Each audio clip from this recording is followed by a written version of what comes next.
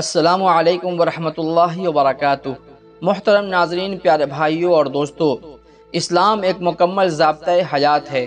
پوری انسانیت کے لیے اسلامی تعلیمات کے مطابق زندگی بسر کرنے کی مکمل رہنمائی کرتا ہے۔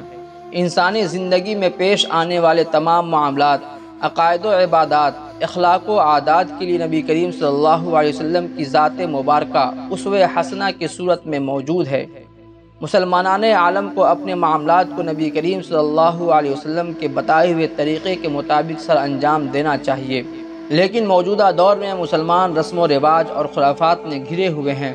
ایسے ہی خرافات کے دردناک واقعہ آج میں آپ کو بتاؤں گا کہ کس طرح انسان تھوڑی سی خوشی اور لذت حاصل کرنے کے لیے اپنے پیسے پانی کی طرح بہا دیتا ہے، جو کہ بالکل فضول خرچی ہے۔ نبی کریم صلی اللہ علیہ وسلم نے فرمایا کہ فضول خرچی کرنے والا شیطان کا بھائی ہے۔ دوستو، آپ اسکرین پر دیکھ رہے ہیں کہ شادی کے موقع پر کس طرح سے لوگ ڈانس کر رہے ہیں۔ خرافات و رسومات سے بھرا پڑا ہے۔ اسٹیج پر ڈانس کرتے ہوئے اچانک ایک شخص کو طبیعت میں کچھ تبدیلی آتی ہے اور وہ بیٹھ جاتا ہے۔ دیکھتے ہی دیکھتے اس کی موت ہو جاتی ہے۔ باقی لوگ اسٹیج پر ڈانس کرنے میں مشغول رہتے ہیں۔ جب لوگوں کی نگاہ پڑتی ہے، اسے اٹھانے کی کوشش کرتے ہیں، تب تک اس کی روح پرواز ہو چکی ہوتی ہے۔ موت آنا سب انسان و جاندار کے لیے برحق ہے، مگر خرافات و بدعات میں مشغول ڈانس کرتے ہوئے موت کا آنا انتہائی افسوسناک ہے۔ شادی اور نکاح جو نبی کریم صلی اللہ علیہ وسلم کی سنت ہے، اس محفل کو ہم رسومات و خرافات، ڈانس گانے کا ماحول بنا دیتے ہیں۔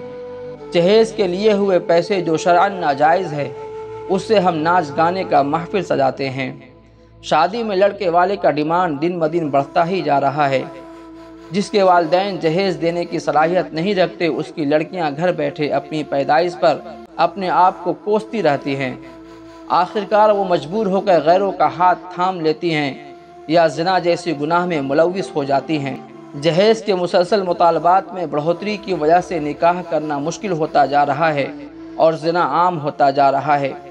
دوستو، نکاح کو آسان کرو، جیسا کہ نبی کریم صلی اللہ علیہ وسلم نے فرمایا کہ نکاح میری سنت ہے اور جس نے میری سنت سے بیزار کیا وہ ہم میں سے نہیں۔